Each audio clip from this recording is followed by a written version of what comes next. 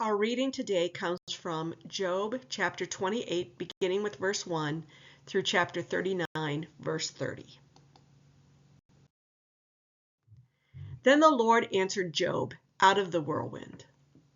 Who is this that darkens counsel by words without knowledge? Gird up your loins like a man. I will question you, and you shall declare to me. Where were you when I laid the foundation of the earth? Tell me if you have understanding. Who determined its measurements? Surely you know. Or who stretched the line upon it? On what were its bases sunk? Or who laid its cornerstone? When the morning stars sang together, and all the heavenly beings shouted for joy? Or who shut in the sea with doors when it burst out from the womb? When I made the cloud its garments, and thick darkness its swaddling band, and prescribed bounds for it, and set bars and doors, and said, Thus far shall you come, and no farther, and here shall your proud waves be stopped? Have you commanded the morning since your days began, and caused the dawn to know its place, so that it might take hold of the skirts of the earth, and the wicked be shaken out of it? It is changed like clay under the seal, and it is dyed like a garment. Light is withheld from the wicked, and their uplifted arm is broken. Have you entered into the springs of the sea, or walked in the recesses of the deep? Have the gates of death been revealed to you, or have you seen the gates of deep darkness? Have you comprehended the expanse of the earth?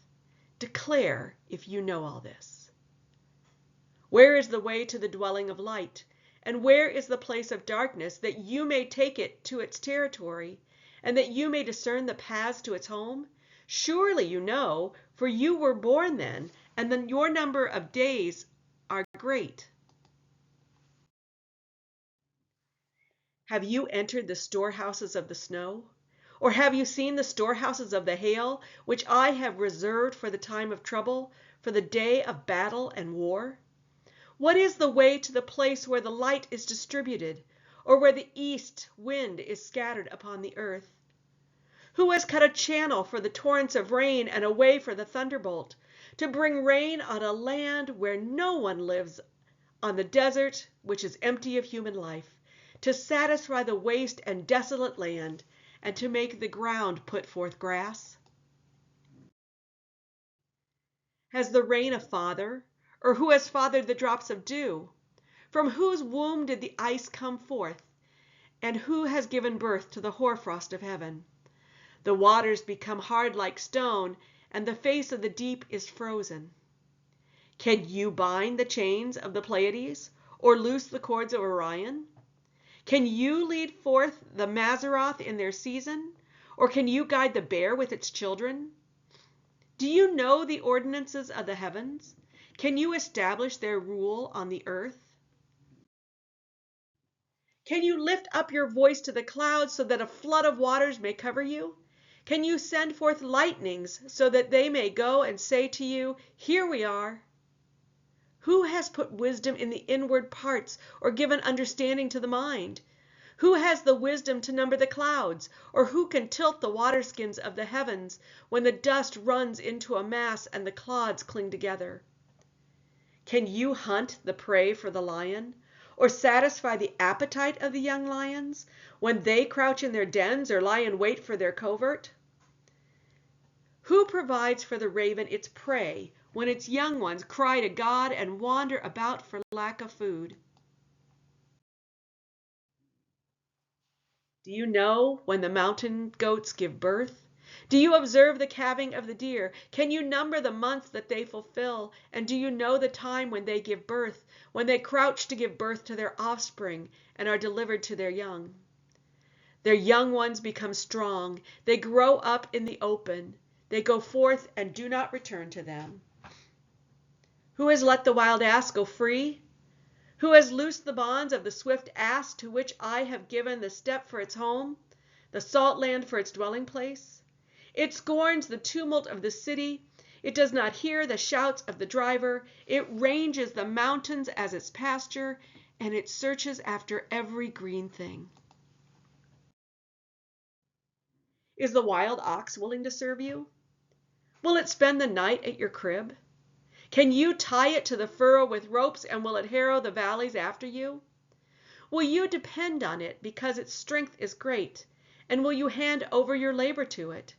Do you have faith in it that it will return and bring your grain to your threshing floor?